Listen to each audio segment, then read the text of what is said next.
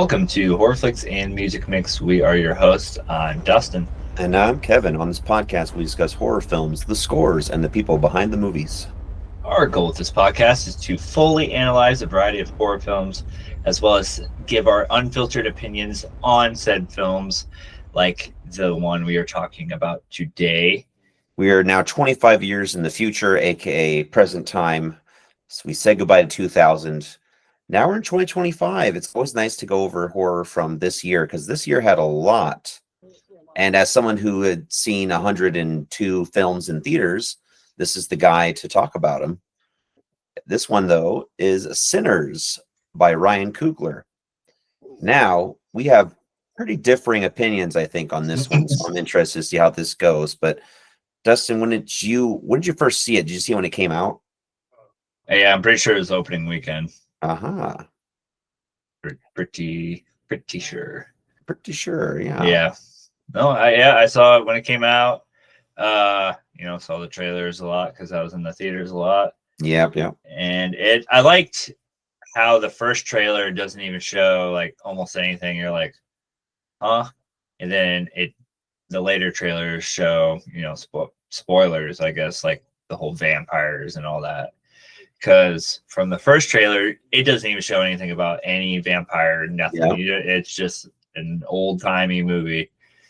But I like the marketing that they did for that.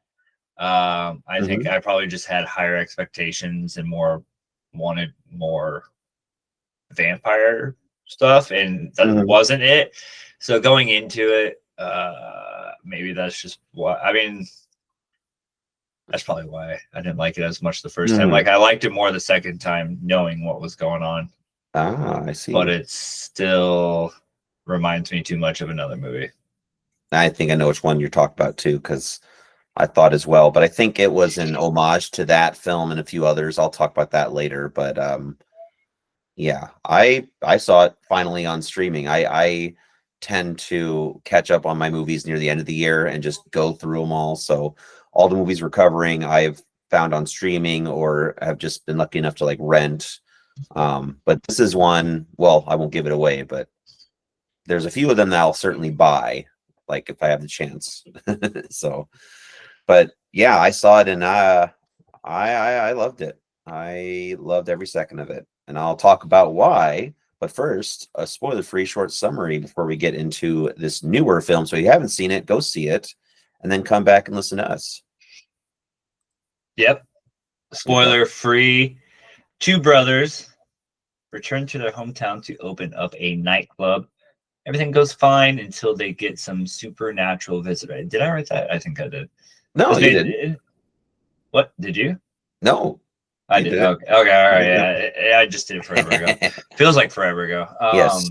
Yeah. Two brothers. Two Michael B. Jordans. Yeah. Twins. So trigger warnings. It touches on racism, Jim Crow in 1930s America. So it's a snapshot of that period, and the historicity of it's pretty on point. Especially at that time with the Great Depression, sharecropping it wasn't slavery, but it had all the trappings of slavery. So in the movie, you see people out in the fields picking cotton, which people were thinking, oh, it's slavery. No, that's sharecropping. But it was essentially a way to tie people down to the land they worked on, because they would essentially pay for a certain amount of the crop that they would pick, or in this case, they would till or they would harvest. And they had to keep paying that debt off. And essentially, a lot of sharecroppers never fully paid their debt off. So they were just there as almost like indebted servants, aka slavery of another kind, especially in the South. So that's what that's all about. This is why I had you do it. Like you're gonna have all this information that I don't even know about, which I should know about, I guess. Oh, I'll help. I'll get really into it there. So, yeah. But yeah, so you're gonna notice that our spoiler review is a little bit different. I feel like that when it comes to our newer 2025 films, want to keep it a little bit shorter and sweeter, so you can go and see them yourself, since they're so new, especially relatively new. So here we go. Okay. We start off this film and we meet Sammy Moore arriving at his father's church for Sunday service. We're seeing, like, it's the South. This is in Mississippi. And he's driving up in a car. You can obviously tell it's the 30s because it's an old, it's like a Ford essentially. He's holding a broken guitar neck in his hand. He's all bloodied up. There's scratches all over. You can tell that he's had a heck of a night or day. We don't know yet. We see him coming into the church, and as he walks in, his father's like, "Will you renounce this music? Renounce the devil." And will you drop the guitar? And it's not even a guitar, it's just the guitar neck, but either way. And he's trying to think about it. He's thinking about what to do. And then boom, we cut to a day earlier. So what do you think about this opening? Like, we just get right into it with like the aftermath of what happened. We obviously see all these big scratches on him. You see he's all bloodied up. His guitar is broken. I like that. And then when he's looking at, because that's his dad, the preacher. He's a preacher boy. I like how it has the flashes of the guy. Like, that's awesome. Yeah. In all honesty, like, there's a couple flashes and it like matches up with how the dad is like moving and stuff. That is great. I will say this one.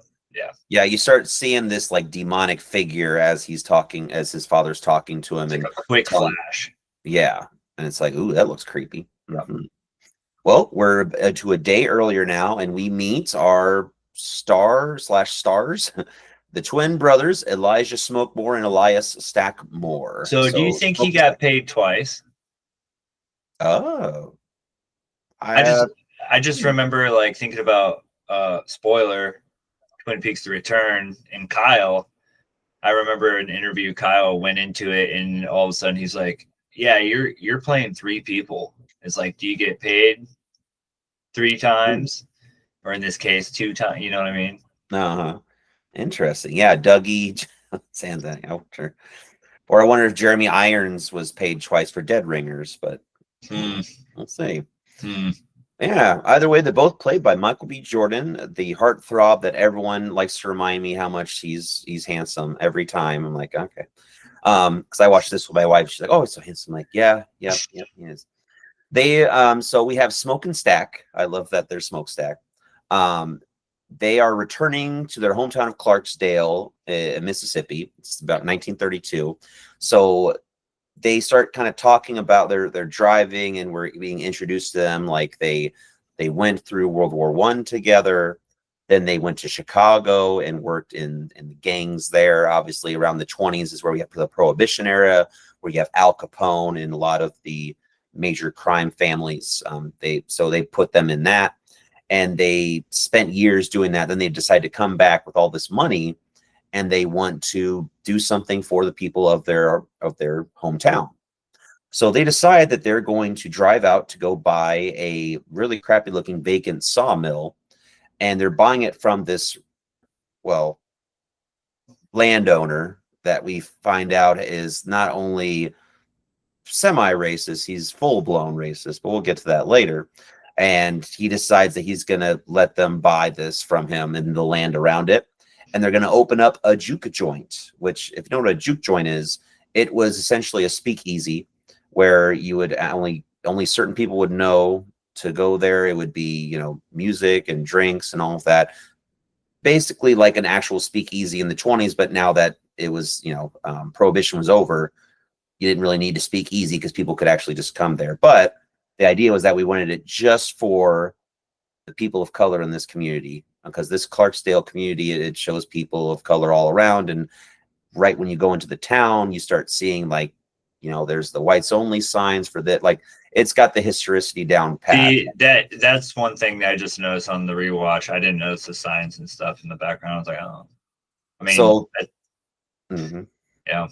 Yep. So they wanted a place for themselves to be themselves. And yeah, I think that is the big theme of this movie, a chance for people of color in this really oppressive area to be themselves in an environment where they feel like they can do what they want, essentially. without having to act a certain way or have to hide their true selves. And pretty neat, pretty neat.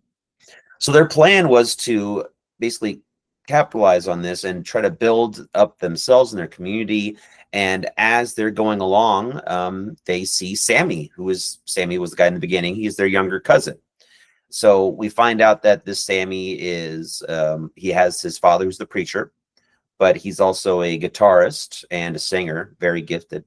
As they go to pick him up from the church, the pastor father tells him like, "Hey, careful dealing with the devil now." He's telling him like, I know you're going to go play your guitar tonight, but we have, church in the morning. It's like, okay. So we see the brothers, Sammy, and we start seeing they're starting to go around and get what they need to get, and they go to the train station where they start seeing they're trying to find more people for tonight. They're trying to let them know what's going on, and they find one person who is I would say one of my favorite characters, Delta Slim. This blues player that is essentially consistently and constantly drunk, but in a hilarious way, and is very good at playing the blues. Oh, I think what's that guy's name? Is that Delroy? Yeah, Delroy Lindo. He's in a bunch of it. Okay. Yep. That's what Gone in 60 Seconds out and Congo. I was like, I've seen this dude in plenty of other movies. He's in a lot of stuff. Yeah. I like him. And this is the one thing that really got me into this movie. And it's more of like a personal aside. So my dad absolutely was obsessed with the blues. Like he had blues records and albums and listened to blues all the time. So with all this blues music being played throughout, I think it had a really personal connection to me. And I think that's why it resonated with me so, because my dad would have loved this movie, even with the vampires. He would have loved the music, especially at the very end, which I won't give away soon, but like that was one of his favorite musicians. So like it was a little bit emotional for me at the end, because I was like, shit, this is like would have been my dad's favorite movie. Yeah. So this hit all the buttons for me. But we start meeting these great characters, and I love Delta Slim. He's just great. We start slowly building in what's going on. Like, we're essentially seeing they're trying to gather people for this place. They're trying to talk about this great opening. They're trying to get people excited to come, like, hey, we don't have a lot of money, but still come by and still have a good time. So they're understanding that most people that are going to try to come there are either poor, or they're using these essentially almost useless pieces of currency they get from their plantation crops. Yeah, the wooden nickels. Yes, which are essentially near useless, but it was a way to, it was almost like a subverted, it was almost like cryptocurrency, but for the 30s. But it was all these wooden nickels were only specifically used for sharecroppers. And it was a way to keep them like, hey, if you get enough wooden nickels, you get actual money. So it was a whole fucking awful scheme. Yeah, I remember. Yeah, there's a part later on somebody pays with it, and I forgot which brother. One of them's like, I don't know about that, and the other one's like, dude, he worked his ass off for that. Like, let him spend it, and yeah. Even though it's useless, it's basically useless currency, but yeah. So it's giving us a whole look about the Jim Crow South, like this juke joint that they're creating. Like, it's a big deal for them. Like, yeah, it's just one party, but they want this to be a space for them and for all people to feel welcome. So during all this, after they meet Delroy Slim, and they have, he's like, this boy can't play the blues, and he plays a little blues for him. They play a little back and forth and do a little jam. We meet a girl named Mary. Stack, the brother Stack is this one. He runs into Mary, an ex-girlfriend, and they get right into it. It's like the way they speak in this movie about sex, like they're not just because like talking about yeah. She's like, well, like ice cream. Yeah, yeah. And she's like, well, you should let me fuck me so good. It's like, whoa there, damn. Okay. Right. So obviously this is a big deal, because notice like Stack is barely talking to her, because she is presenting herself, and for that environment's looking very much white, which is a big no-no in 1930s South. Like people were literally hanged and killed for that kind of stuff. So they bring it that's up why a he was couple being of turned times. Like a couple people bring it up. Well, how did she get in here and all that stuff. Yeah. We also start meeting other people. So as that's happening, we have the other brother going into town, and he wants to get a sign for the new juke joint. So he drives into town and he hires a girl on the, who is basically just hanging out there. He's like, hey, can you watch this truck for me? If everyone tries to take it, or take anything, just beat the horn, because they have all these supplies in the back, all this booze, all this other stuff. They go to this Chinese couple. Annie's one of the name. And they're essentially like, okay, you need you to make the sign, and also we need supplies for, booze and food and all the stuff. And they're essentially like getting that all covered. They plan on going too and spending, the evening there as well. And they'll close up shop for the night. We also have the other brother after that. As he's getting his supplies and stuff, they two people try to get into his truck. He goes out and shoots one in the ass. He's like, "Oh, you shot me in the ass!" So funny. He shoots the other one in the leg. Like, you shot me in the ass. Yeah. It's just the way it was handled. I was like, that's hilarious. Yeah. And we also meet a few other people. We meet Annie. We find out had a relationship with, I'm pretty sure it's Smoke. See, they're twins. I know. It's literally the same person. Yeah, I mean they wear different colors. One wears kind of like red sometimes, one wears blue. Then so it's a little bit harder at times. It's a little bit easier at the end when you know which one is turned and which one isn't. But we'll get to that later. Yep. I know. Yeah. But we meet Annie, and basically they go over to her to talk about, hey, we could use you to cook for us. And I'm pretty sure, I'm positive it is Smoke. It's Smoke. Yep. It's got to be, because Stack's talking to his ex-girlfriend. This is Smoke. So Smoke and Annie, they've had a relationship before, and we keep seeing this small grave outside this house that she lives in. And you always see this motif, and it's not until the end. Oh man, I was teary-eyed as hell, and we'll get to that later. But there was a strong connection between Annie and him. I mean, they even get a little bit juicy together as they're in this shop here. Yeah, they do. It's like, oh shit. Yeah, it's a sexual movie, that's for sure. And we also meet another man, and his name's Cornbread. He's going to be the bouncer. I love the name. Yeah, I mean, I love cornbread, so I love it. We start seeing how all these people know each other through some way, but obviously just having this tight-knit community, like they're going to make it a big deal, and then all of a sudden, the juke joint opens up that night. So before we get into it, all these side characters, who would you say maybe are your favorite, or ones that stick out, or? I mean, I like Delta. I mean, I like Delta Slim, like I said. Yes. I like the guy who plays Cornbread too. He's pretty funny later on as well.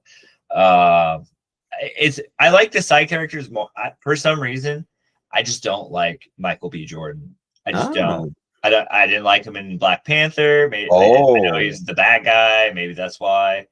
But like, I don't like him as an actor for some reason.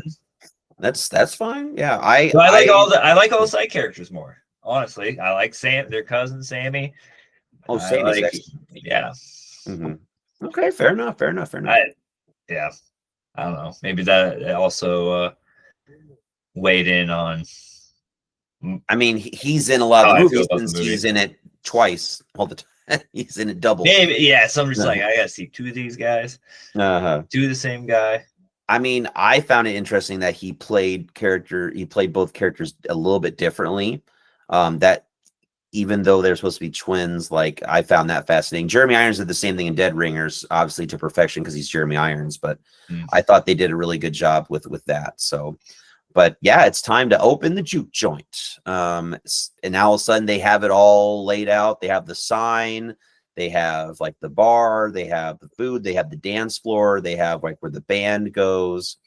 And we start getting we start getting music there, and this is where we get our first major musical performance. Sammy performs with Delta Slim, and we get this badass song, and this is where it really gets into, like, in this moment, this music transcends time. And as Sammy's playing this song, and I am going to do my best, I would love to get this on vinyl. I think the soundtrack is outstanding. It's blues and like bluegrass and folk, and there's even a heavy metal section at the very end. Like, it's cool as hell.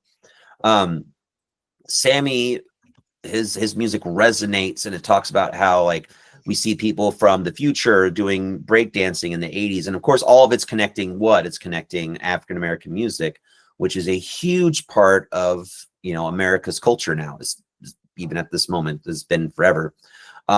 So it's fascinating to see, like, we see African drummers, we see a future era guitarist going, we even see Chinese dancers appearing next to the Chinese couple. So it's really symbolic. It's showcasing how these people are all connected over time. And in this moment, I think this is where I kind of understood what the director was going for.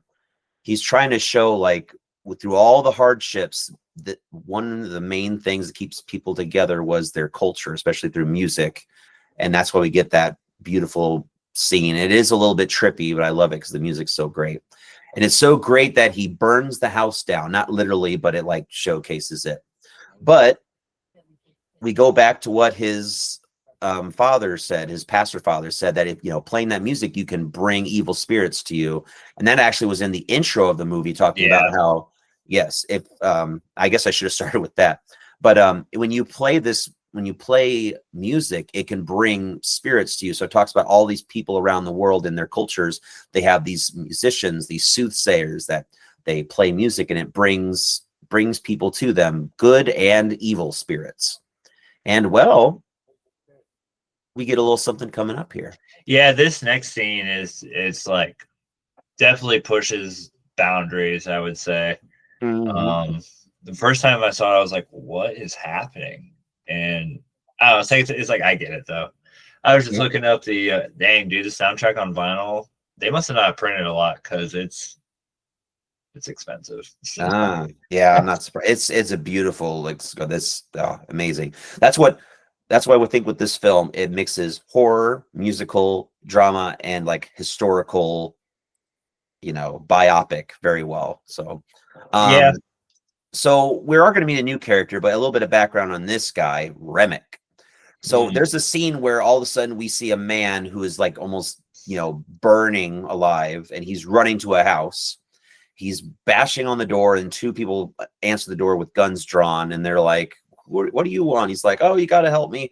I can't remember which native tribe. I'm pretty sure he said, Choctaw Indians are after me. I need your help. Yeah, it was Choctaw. I remember now. And they were like, we don't know. This is weird. It's like, look, I just come in and I just get water. I just need someone to help me. And he looks in the corner, and this couple has Ku Klux Klan robes and stuff. It's like, oh, yeah, great. So he's like, please let me in, please let me in. And they're like, okay, well, come on in then. And as he's hiding, the Choctaw Indians come by, and they essentially say, hey, we're looking for a man. Did he come by? And the woman's like, no. I'm like, okay, well, he's very dangerous. So just let you know. And then off they go. I want to see a prequel about those dudes. Yes. As vampire hunters. I think that would be perfect. That'd be awesome. Choctaw Indian hunters. That would be badass. And of course, as the woman closes the door and she's like, oh, they're gone now, she can't find Remick or her husband. She goes to the back and she sees blood all over the floor. And in the chair is Remick, and we see he has red eyes, and he has vampire fangs and blood all over his face. He's like, oh, your husband's just resting. Then her husband gets up, and he has been turned, and she screams, and boom. We set up for Remick later when he comes in a little bit. Yeah. So during this juke joint going on, Sammy was playing this song, and everyone's having a great old time. Of course, it's fun, it's good. We start seeing in the way back, we see Remick, and we see the two people he was with that he turned. And they're coming up to the front and they're like, hey, we want to come in and we want to join the party too. We're traveling musicians. They say, look, we have money, we have time. We just want to play and have a good time. Please let us in. And they're like, no, that's okay. And Remick is like, I really like that music I was hearing. So it's going back to like the beginning where that music draws in good and evil spirits. So so they have like their banjo and their guitars and everything. They're like, look, we can play. And they start playing a song. It's like a song about a rabbit or some shit. I don't know. It's some bluegrass stuff. Dang it. What? Yeah, what is the song? I have the songs written down. Oh, there you go. It's not. Pick Poor Robin. Is it Pick Poor Robin? Yes, Clean? Pick Poor Robin. That's Pick it. Poor Robin Clean. Yeah. They do a couple songs, then they go, Will You Go, Lassie Go. I like that one. No, they have the Irish folk songs and the bluegrass songs. It's cool. That's a reason yet again. Also, I don't know if you noticed, but by this point, every time I don't see this very often in movies. He's playing with the aspect ratio. So you'll have that 16:9, and then it'll be full screen all of a sudden for like musical part, then be 16:9 or something. Yeah, it's the IMAX. Yeah. I thought that was really cool. Yeah. I liked that, especially like when it would come up, it would be like, this is the scene to do it for, like when they're all dancing around that circle and stuff. Oh, and later on, there's an awesome transition with it where it goes when stuff's about to go down. You're like, whoa. Yeah, that's great. It's very technically savvy. So, so as this is happening, Remick's like wanting to come in and like, please look, we just want to play. And Cornbread's like, oh no. So he goes to ask Smoke, like, what should we do? And Smoke's like, nope, I'm not going to let you in. He's wary of outsiders, especially because remember, this is a safe space they built for themselves. They're trying to keep that element of like, we have to act differently in front of white people. So we don't want you guys in here because of that. Like, simple. And of course, Remick is like, well, we'll just walk very slowly if you want us to come back in. Yeah. So Mary decides to go into the party too, and she wants to obviously see Smoke. In this case, no, not Smoke, sorry, Stack, because she's still in love with him, and she's like, I have a right to be here too. And like you said earlier, everyone in the party's like, why is she here? Because obviously she presents herself as white. But we find out later that she actually has her grandfather was African American, so she claims that, and that kind of, I guess, has that connection. But yeah, as Remick is leaving with his group there, Mary's the one to be like, hey, maybe I can help them out, and she decides to go out to them, and this is where things go really bad. Because he turns his attention to Mary, Remick does, and he finds her vulnerable, and maybe he can do something, and boom, all of a sudden she is bitten, and she becomes a vampire, but no one knows quite yet. That's when they're jamming out Will You Go, Lassie Go. Yeah. When she's walking up. Yes. Yep. Speaking of Remick, you recognize him from something else? I do, but what is it? Because I keep thinking I knew. He's Jimmy. Jimmy from? At the end of 28 Years Later. Oh. He's the main. Oh, no. He's the main. Main Power Ranger person. He's Jimmy. He's the kid from the beginning of the movie. Oh. That got away. Yeah. Yeah. Well, there you go. Huh. Ninja moves. Yeah, Jack O'Connell is his actor's name. And he's going to be one of the obvious main characters in the next one. But so he's been doing some work as well this year. I guess so. Or last year. I loved him in this. He was nice and creepy. Oh yeah. Well, Mary, after deciding to try to listen to, like, I want to hear their music, see if they really want to join us. Well, screwed up, because now she is under his spell, and she decides to go back in. But before she goes in, she's like, hey, she goes up to Cornbread, can you let me back in? He's like, yeah, of course, come on in. Now, this is what I find fascinating. You don't see this in a lot of vampire stories, but the original, like, Dracula and vampire story was you had to admit them entry to come in. That's one thing I really appreciate. because you don't see that. They have to be invited in. Yep. I mean, technically, you see it in Nosferatu a little bit, but he kind of flies through windows. He does whatever the fuck he wants. But in most vampire movies, you don't see that. Like, you don't see, hey, I have to be invited to come in. So they're going back to the original vampires, which I found very, very cool. Yep. And not to mention, like, they're, these vampires are a lot more undead than like the usual vampires. Like, they can survive a lot, and the gore effects and the special makeup effects look excellent, and not a lot of CGI, which I appreciate. Not a lot. So Mary comes in, and she, so she was with Smoke, but she decides that she's going to try to lure Stack and try to get Smoke jealous, and obviously try to take advantage of the situation because everyone's partying, having a good time.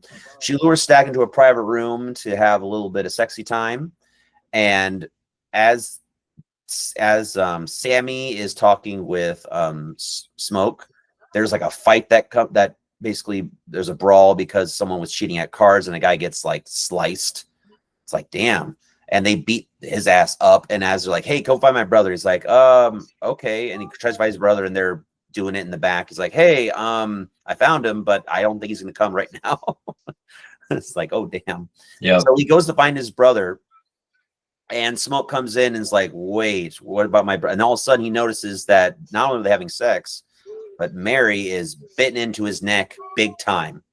So Smoke starts opening fire on Mary, but bullets don't do a single thing, and she escapes through the door there.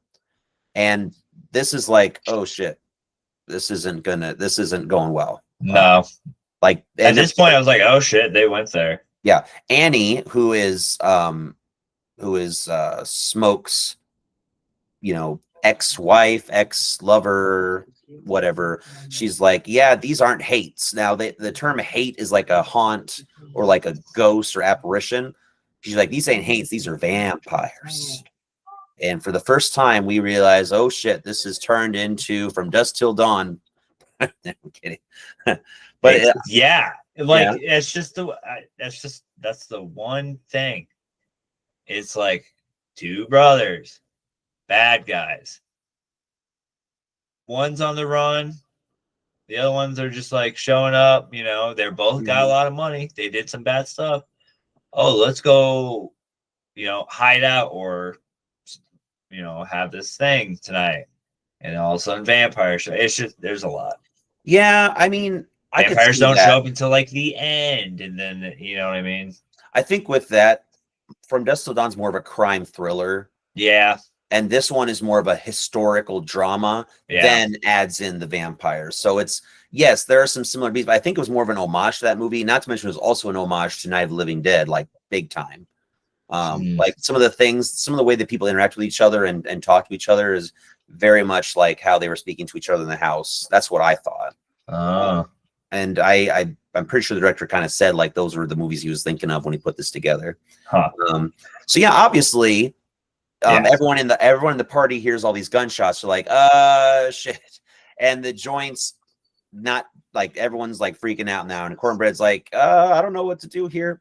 And everyone's like, you know what? I think it's Delroy. He's like, just go on home, or Deadly Slim. Sorry, just go on home. Everybody just leave. Well, they all leave. Then they all come back. And gee, I wonder what happened to them. Oh, they're vampires. Yeah. Oh, so yeah, that was a bad idea. And of course, Cornbread is out at the front door, and he's like, oh man, I need to take a leak. And he's like, all right, well, go out, do your business. And Delta Slim's like, I'll watch the door then. I'll let you go do that. He takes a while. He takes a walk. He decides that he needs to go pee all the way out in the forest. And well, while he's doing that, we see in the background, some people that are watching him, and well, he gets bitten too. Uh-oh.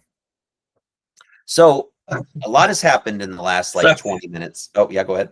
I can hear one of the cats like over the headphones, and then I turn around and I just see a paw under the door. He's just reaching. I'm just like, what is happening? Yeah, that's a very cat thing to do. Yeah. Mhm. I was just like, what the heck is that? Sorry. Very good. Ooh. As the night deepens, Smoke, Sammy, Annie, the Chinese couple are Grayson Bow, Delta Slim, and the singer Pearline, who had a little sexy time with Sammy earlier. She sang a song right before all this happened. Yeah.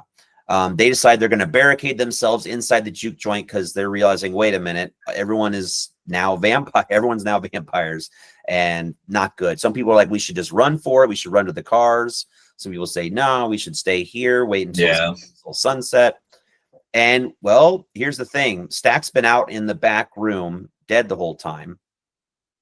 And at the time, they realized, wait a minute. So there's this really, really fascinating part. I just love this back and forth. So finally, Cornbread comes back from peeing, and Delta Slim's like, man, you were gone for like 3 years there. He's like, yeah, all right. Can you guys let me in? And this is back and forth. Like, why would you need to ask to be let in? Like, just why would you have to ask that? He's like, well, I'm trying to be polite. You should, just to make sure that we're letting me back. And they're starting to realize, wait a second, like they're starting to put 2 and 2 together here. It's like, no, we're not going to do that then. Yeah. And like, fine. One of the guys has his money and it's like, all right, can you at least give me your money then? The money that I was owed to me. He reaches his arm out. I was like, oh, of course it's going to happen. And he grabs his arm. Yeah. And as he's grabbing his arm, Smoke just... Dude, he does a quick... Yeah, boom, boom, boom. And he's just in the face, but his jaw's like completely to the side. It looks gross and great at the same time. Yeah. And he was just like, oh, you shouldn't have done that, Smoke. It's just like, oh, shit. Okay, well, he's a vampire. And as all that happens in the back, we start hearing the door banged on, and it's actually Stack, and he's still alive because now he's a vampire. He's knocking on the door, and we get this cool The Shining reference where it's this camera's looking up at him. He's like, his head's down. He's like, come on, man, I'm fine. Just let me out. I need to see my brother. Yeah. And Smoke is having a tough time because obviously, like, that's his flesh and blood. He's like, I don't know. Should I let him out? And he doesn't know what to do. All of a sudden, boom, he bursts through the door, like, boom.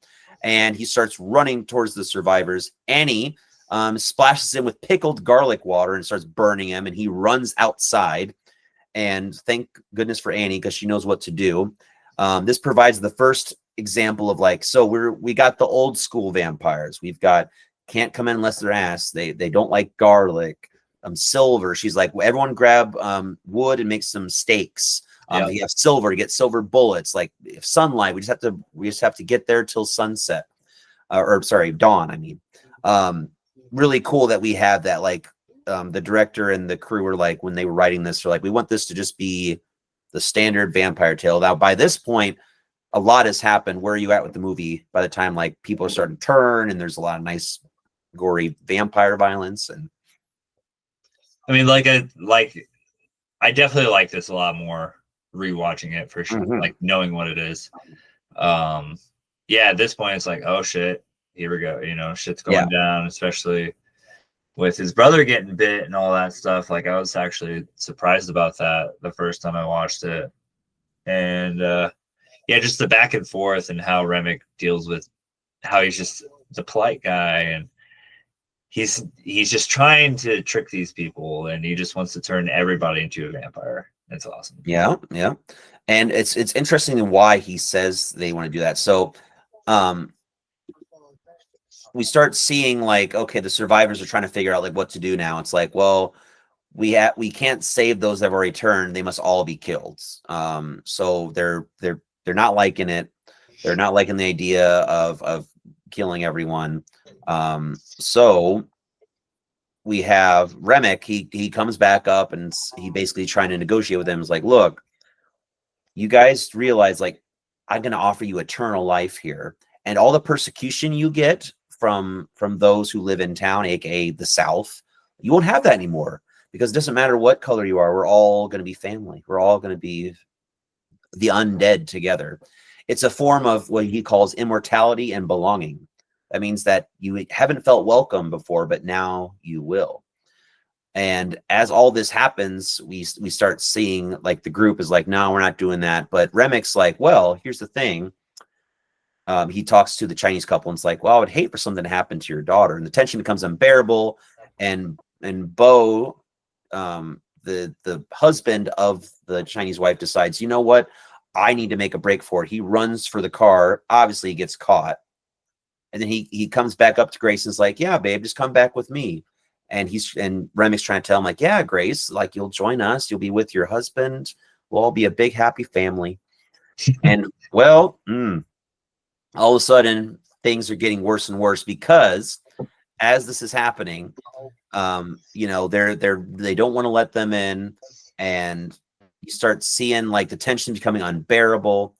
At this point, one of them, I'm pretty sure. Oh yeah, it's Grace, because Grace can't stand anymore. The fact that her husband's turned, she's worried about her daughter.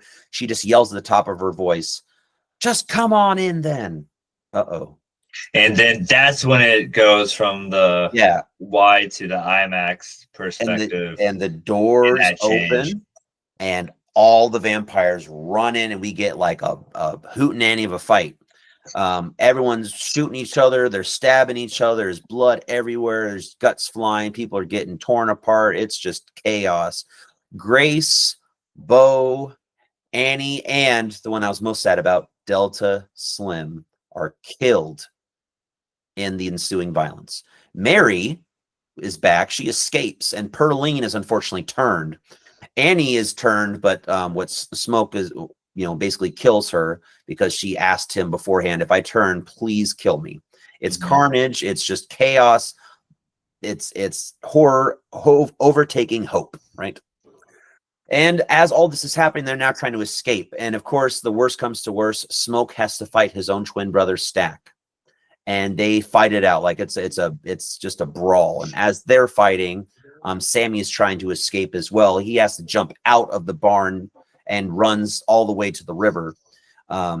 He helped, and as this is happening, you know, they keep fighting back and forth. More people are dead. All these vampires, and Smoke's like, "Hey, Sammy, just get out of here. I'll take care of this." So Smoke is still fighting his brother, and what happens is, as he's fighting him, he's about to stab him in with a stake in the heart, and then we cut away. We don't see what happens next. We assume that he won, whatever. But Sammy is running into the water, and Remick catches him, and it's like, you know, I want you to join me. I love that song of yours. He's trying to drown him. He's trying to kill him. It's almost like a backwards baptism.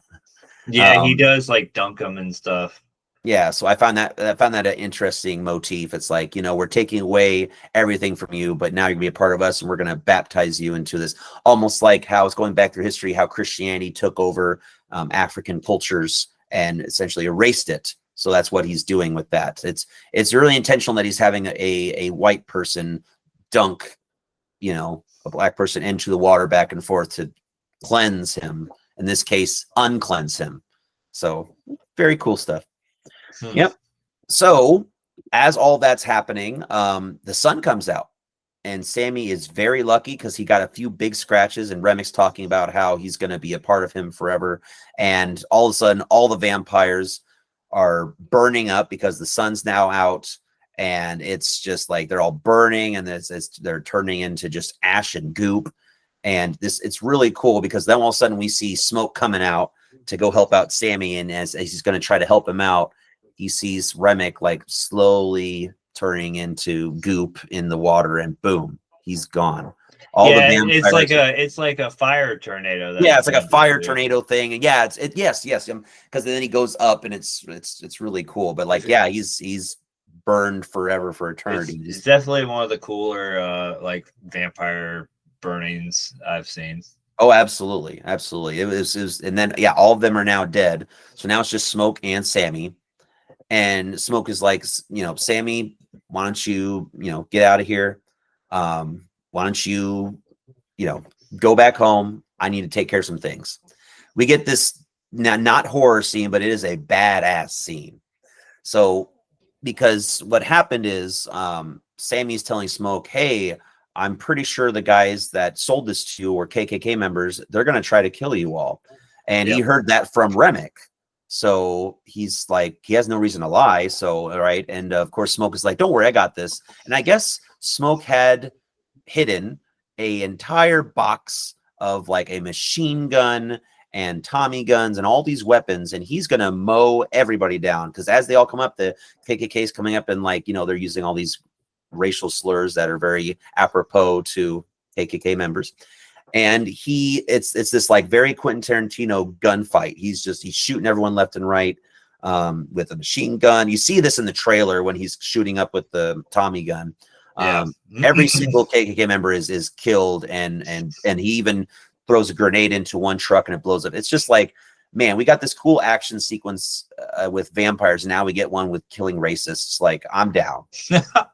I said that's when I was like, this is 100% A+, 10 out of 10. Because anytime we see like same thing when we, like Inglourious Bastards, like that stuff. Yeah. Or Django Unchained. Like, I love those scenes because I love awful people getting their comeuppance. I mean, yeah.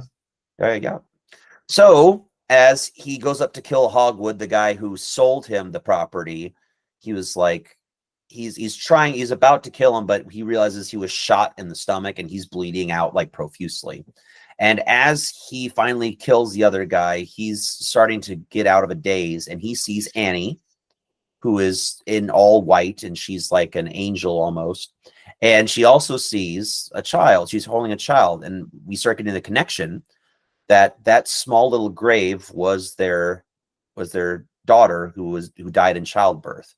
And dude, let me tell you, I was bawling up my eyes out. I mean, it doesn't help that obviously that I have a daughter, but it was just like, damn, they got me in the feels big time.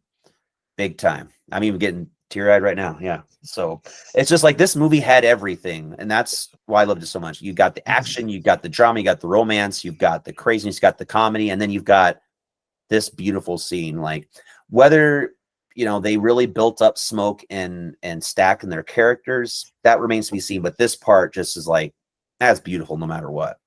What did you think as we got to the very end here? We got these gunfights and the vampires, like, I mean, like, yeah, like you said, it's always cool to see racists get what they deserve. And yeah, from the scene in the trailer, I was kind of wondering that too, because I was like, well, if by the time I knew they were vampires, I'm like, well, that's daytime, so what's going on there? So I mean, yeah, no, it's just one last little fuck you guys. And it sucks that he gets taken out, but he took them all out, so that's fine. It's a worthwhile sacrifice. And then we find out why it's even more important later. So then all of a sudden we go back to the beginning. Sammy's coming back to the church, just like in the beginning of the movie. And he goes in and they're like, drop your guitar. He doesn't drop his guitar. He leaves. And we find out that he decided to go on with his career. And lo and behold, Sammy turns into a musician named Buddy Guy, which for people who are guitarists or blues people or blues artists, like, Buddy Guy is one of the best. He's up there with B.B. King. He's up there with, Robert Johnson. Like, he's one of the best. I've actually seen him live, and nice, like with my dad. So like, he's excellent. So the fact that I saw him, it was just out of nowhere. I was like, oh my God, that's fucking Buddy Guy. And yeah, so that's actually Sammy and older, and he's playing at a club. He's a successful blues musician. He runs a small blues club, and he's playing, and it's just like the juke joint again. He's remembering like where he's at. And of course, he still has the scar on his face from Remick, which is pretty cool. So that's kind of kept there. Buddy Guy doesn't actually have a scar there. I had to double check because I don't remember seeing one. No, he didn't have one. That's his make. It's just makeup. Yeah. But as he's playing and as he's done playing, they're tidying up for the night, and all of a sudden we see Stack and Mary. They come in. They're both alive, and they're still very much vampires, and they haven't aged a day. So and of course it's cool because they go up to the door and it's like, hey, can we come in? And and Buddy Guy's like, yeah, let him in. And he knows, like, oh yeah, I know who these guys are. So what's interesting is that even though they're vampires and they, were out for blood, maybe that now that Remick is dead, they like have like a conscience. That's the one part of the movie I was kind of like about, because like are they supposed to not be It just evil sets anymore? it up for a sequel, I maybe a guess. potential sequel, like, or I would hope not, because then it's just like No, we don't need a sequel for this one.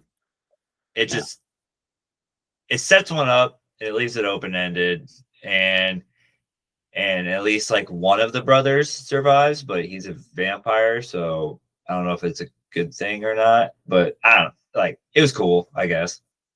Yeah, That I was just that was was one of the parts that I was like, yeah, I felt and this one too. I mean, it was still pretty cool and really vivid on how they described like what they experienced that night. Like, they still remember that night before all the other bad stuff happened. Like it was like the best thing ever. So they're talking to him. They're asking like how he's doing, Stack and Mary, and they're like, "Yeah, I'm doing fine." Like they're like, "Hey, well, you know what? You're looking a little bit older. Sure, you don't want to live with us forever?" And he's like, "Nah, I'm good. I don't want to be around I don't want to be around as long as I need to." And they're like, "All right, fine." So the respect that it's just very interesting because eh. if it would have been their versions in the earlier part of the film, they probably would have just taken them out anyway. But Yeah.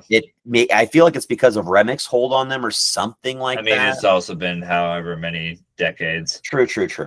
So they're like, "Hey, can you play some of your old blues still?" And he brings out his acoustic guitar and he plays, he plays some of his blues again, and it just sounds excellent as it always does because it's fucking Buddy Guy. And we start seeing like flashbacks of what happened, and he's essentially talking about that was like the greatest day of his life, the last time the sun shone around all of his loved ones, the community gathered to celebrate, Black culture and Black expression, and people within the Southern community.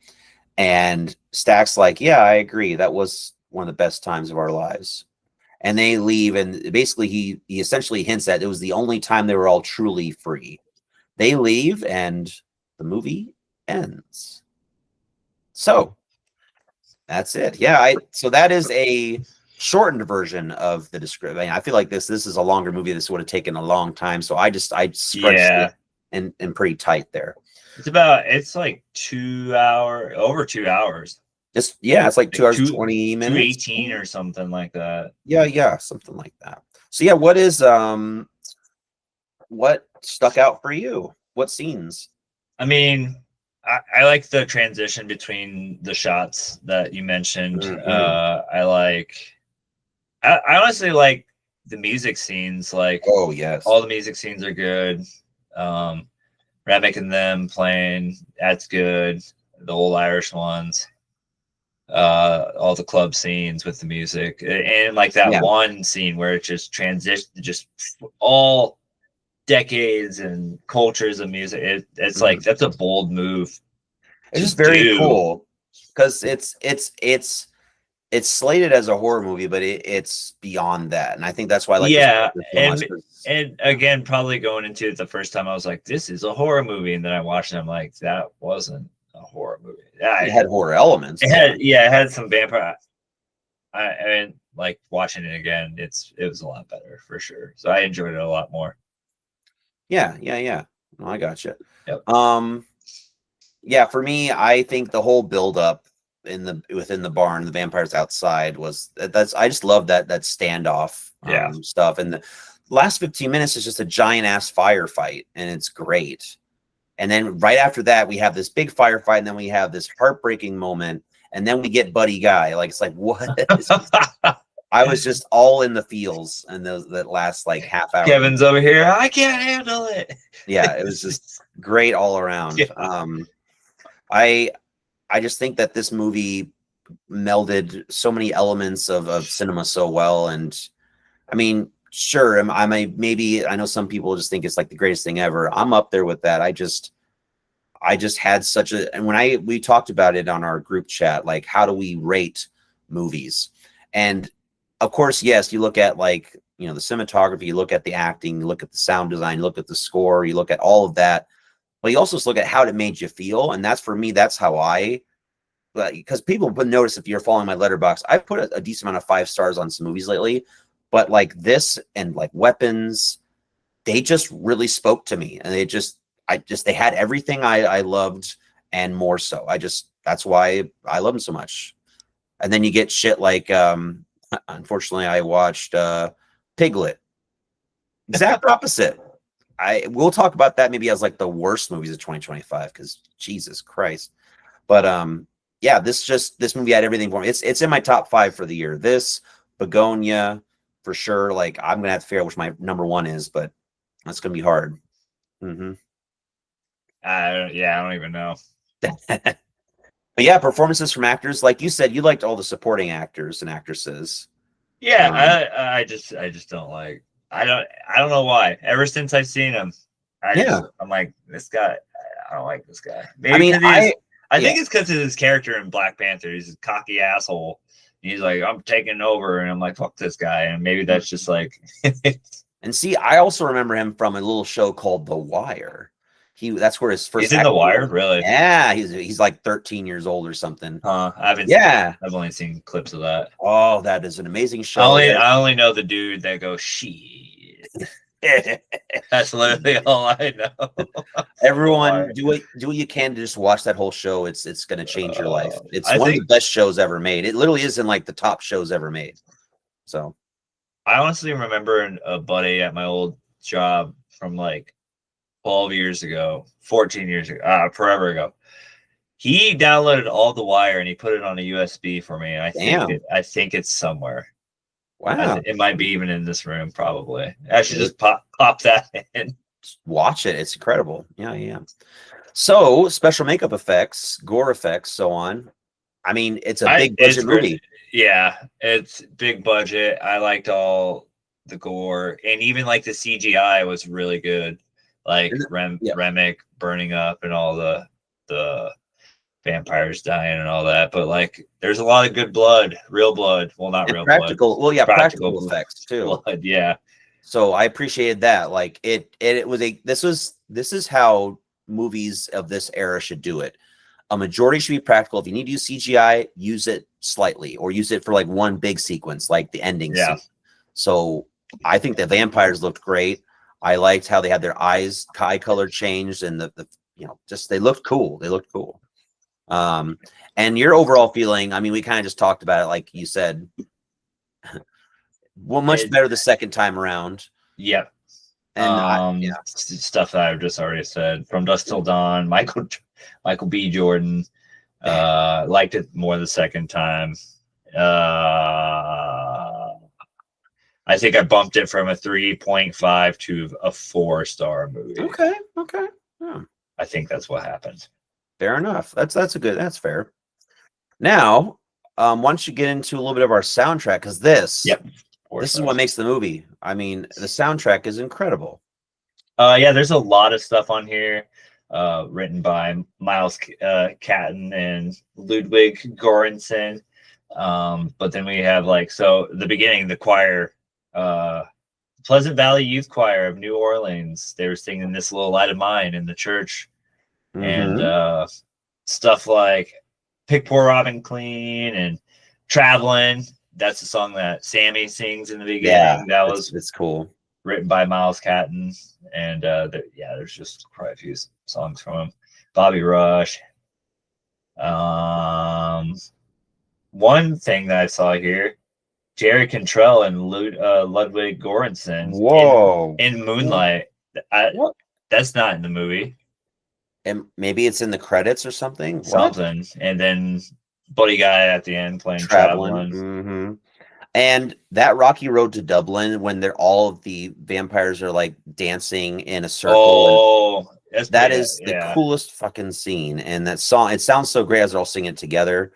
Maybe that's a little bit the Irish in me, but like I found that just awesome.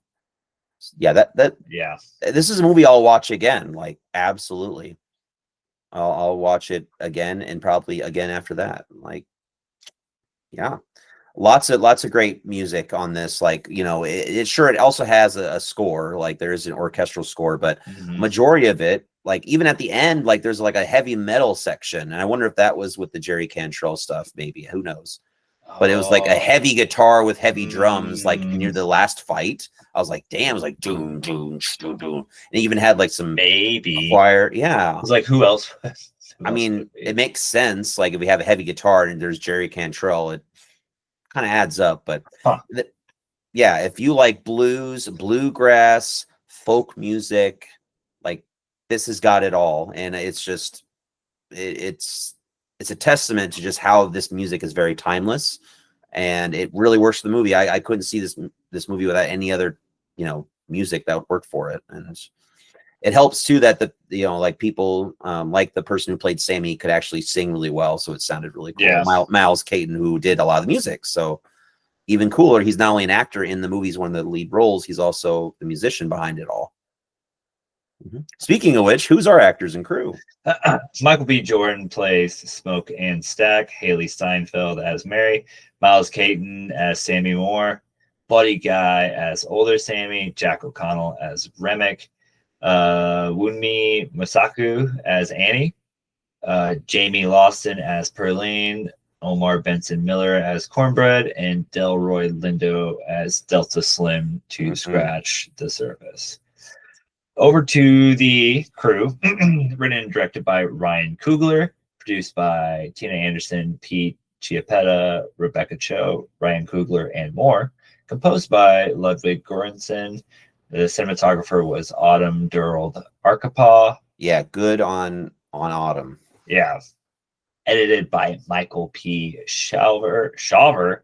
Casting director Francine Maisler. Production designer Hannah Beechler.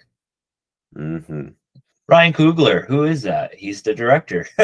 He did Black Panther, Wakanda Forever, Creed, this, and some other small stuff, it seemed like before. Those were the big ones. Yeah, I mean, that's what Black Panther put on the map, and it was when it came out, it was a mega hit. And it still is one of the best Marvel movies ever made, I would say. It's like when I first saw it, it was a packed theater. I saw it a second time, it was a packed theater again. Like it won a lot of awards. Like it was a big deal, and it put him on the map as like, this is going to be the guy that writes some of our bigger movies. And I mean, shit, very well deserved. So Coogler, if I remember correctly, there's another movie he did too. Let me look that up really fast, because for some reason I can't for life of me remember it at this moment. He also did Judas and the Black Messiah, which is very good. And oh yeah, you already said Creed. So, but yeah, obviously works a lot with Michael B. Jordan, and he also worked with Chadwick Boseman before he died. R.I.P. He's the guy who played Black Panther, obviously, and many others. But yeah, a great director. He's known for picking subjects, especially of Black empowerment. He obviously looks towards like Spike Lee as a lot of his influence, but he also melds a lot of other directors together, whether it's Kubrick or whether it is, in this movie, looking at even George A. Romero and Quentin Tarantino. And so he takes a little bit from everybody and tries to make it in his own style. And he likes to put up a mirror to society's systemic racism, especially. Like all these movies have to deal with, African-American culture. And these have strong characters. And of course we have powerful music in almost all of his movies, especially the powerful scenes. So he's pretty much a boss. I like him. Pretty much a boss. That's I don't know why that was so funny. This movie was released earlier this year. I want to say like May. It came out it was in the summer. It was in the summer of 2025. Country of origin, the United States of America. Alternate names for the movie, I saw Blood and Sinners. That'd be cool too. Budget $90 million. Box office with a whopping $350 million. That's a pretty good return. Yeah. And then here's probably the highest Rotten Tomato score of any movie in the podcast. I'd say so. All see 97 from critics and 96 from audience. I don't think might be our highest rated movie that we've have to look back and listen to all of our 102 episodes to figure that out, but I'm pretty sure that sounds right. Like, I mean, it's a brilliant movie, and there's no other movies that are both 90s. Not at all. That we haven't covered yet. Yeah. We'll see. But yeah, obviously it transcends. Yes, it's a horror film, but it transcends it because it does so many other things. And we don't get these kinds of movies very often. So it's the only thing I think of like a horror movie that is this powerful and probably rated very highly is like Silence of the Lambs, like The Exorcist. So it's really cool to see this, and it's like it proves that horror can still have, you know, a big role to play in critic choice as well as audience choice and stuff like that. And I think those ratings are highly, you know, it's they put a lot of work into this film, and it shows, and I think that's why people recognize it. And like myself, I love the hell out of it. How to watch this movie? You could buy it physically. Mm-hmm. You could buy it digitally, boo, on Amazon or Apple TV. You could stream it on HBO Max. Well, you probably already know what the rating system is going to be for me, but I'll let you go first. Kill it, watch it, buy it. Kill it. No, well, no, and I just throw my microphone. I'm done. Just smash the. Just boom. 100% watch it, and I used to not want it, but now I want it. So I want this, and I want the soundtrack. Like this movie, I loved it. I watched it with my wife, and she usually does not watch movies with me. We did like a whole thing where she watched like this and Weapons. It was really, and we were looking to watch Megan 2.0. I know it's probably gonna be like, but it's fun. The first one's well, we're gonna watch it anyway. I didn't. We watched the first one forever ago while just having a few drinks, and we just made fun of that movie. It was so fucking terrible. Yeah. It's so bad. Yeah. If I can get my wife to watch horror movies with me, that's always like a big deal. Like the fact that she watched Weapons with me, the fact that she watched Men with me a few years ago. Yeah. We watched The Substance together. Like, so I can get her in to watch. You get her in some crazy stuff. I know. I'd be like, all right, well, here's Substance. No, I'm kidding. Men, no. God damn it, Cameron. Talk about that. No. But I would say buy it. Yes, buy this. Even if you're listening to this and not a horror movie fan, which doesn't make any sense, why would you listen to this podcast without being a horror movie fan? But like, this what is are you doing here? What do you get out of here? Probably just listening to it to listen to the Sinners review. Yeah. Oh, well, that's a good point. But yeah, buy this. I think this is a movie that is it's going to stand the test of time. I just say that, yeah, sure, as I maybe overspeaking it. Yeah, just like, it's a movie that I'm gonna remember, and it's a movie that I feel like should at least have some recognition by the Academy, even though the Academy screws up most of the time. But seriously, this is a movie that you deserve to own, and I mean like a Blu-ray 4K special edition. And if you have a chance, get the soundtrack too. Like, I'm gonna try to find that. If I even just buy it on CD at this point, if I can't find a vinyl, like I want that soundtrack. I'm looking at Discogs, and there's 4 vinyls for sale, and they're 132. No, the lowest was 117, and the highest is 226. Ooh, well, hopefully they re-release it and reissue it.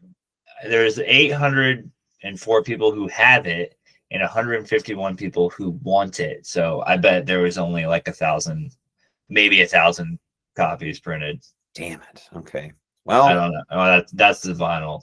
We'll reissue. Hopefully they reissue it, because that would be a cool vinyl episode idea in the future.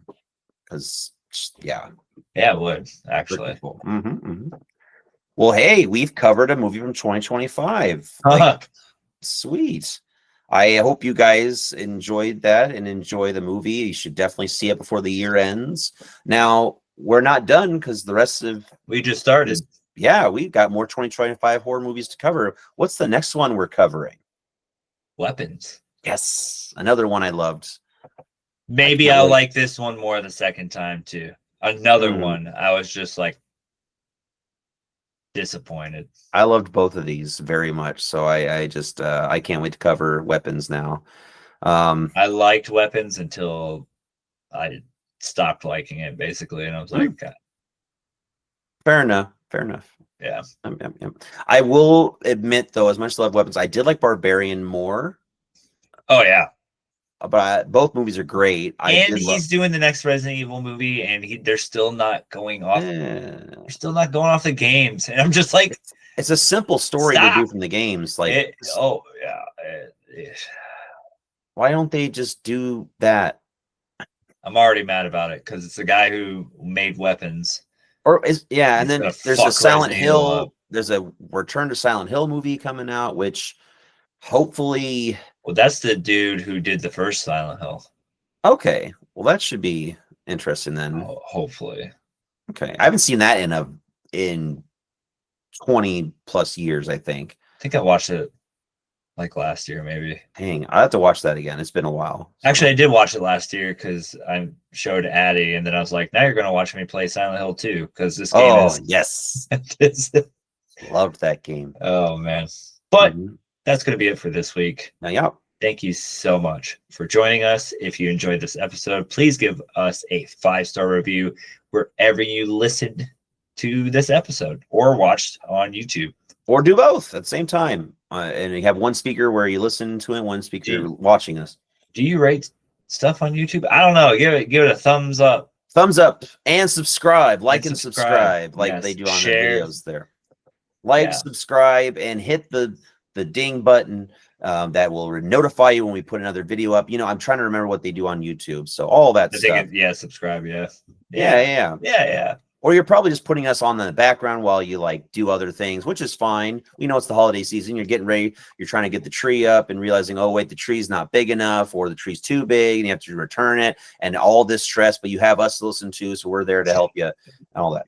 Yeah. Yeah. Give us a like on Facebook, on Instagram, or of course, TikTok, YouTube, all the socials and all of the social media. We are on it. I gotta make more content because I'm not going to the movies as much. So I'm not like, hey, I just left the movie for the 4th time this week. What's up, everybody? Now maybe just do it from home, like just on your couch and be like, hey, just watch that. I don't know. I didn't even do the Running Man because of the situation that I talked about over the group chat. I was just so mad leaving there. No, do a rant video. People love those. Seriously. Do a rant video. People love anger on the internet and on social media. Be like, I saw the Running Man a whole week ago, and I'm still. Yeah, seriously, Alamo is going downhill. Do it. Oh yeah. Because sorry Sony, but they're gonna sue us. No, your corporation bought out Alamo, and I've watched it in real time go downhill. If you'd like to hear more of this rant, you should definitely follow us on YouTube, Instagram, or TikTok, because we will have make a whole series. Yes, please do. I'm not kidding. Do it. Do it. You can also email us at HFMM Podcast. You can also follow us on Letterboxd. What's your Letterboxd there, Dustin? Dustin at HFMM Pod. I always still want to say Spooky 402. I know. Mine's at Kevin HFMM Pod. Of course, follow all the movies we discuss. I'm trying to do what's called a catching up on horror 2025. I'm seeing good stuff and I'm seeing really bad stuff. So it's been really fun. For example, tonight I am treating myself to a Popeye horror themed movie. Oh, you're watching that?